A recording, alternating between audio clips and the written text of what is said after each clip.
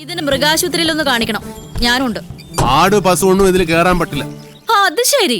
പാതിരാത്രി പെണ്ണുങ്ങളുടെ മുറി കയറാം. ഇതിലേതാ ന്യായം? ഇവിടെ എല്ലാരോടും ഒന്ന് ചോദിക്കട്ടെ.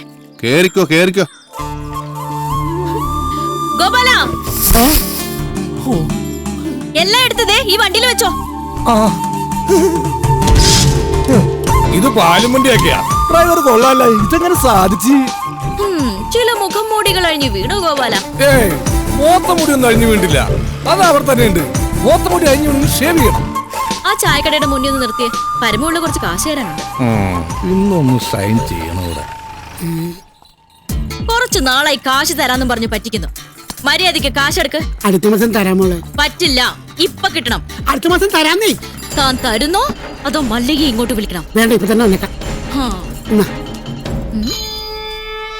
നിന്റെ പേരിൽ ഒരു കംപ്ലൈന്റ് കേട്ടില്ല. നീ ഇന്നലെ ഉഴുന്നൂറൊക്കെ തോളയിട്ടില്ലെന്ന്. നിന്റെ അപ്പം കൊണ്ടുണ്ടോ തോള? നീ എന്ത് കാണിച്ചാണ് ചായ കഴിക്കണത്? നിനക്കൊന്ന് ചിരിച്ചാ ആരാന്നറിയാമോ? വന്നേ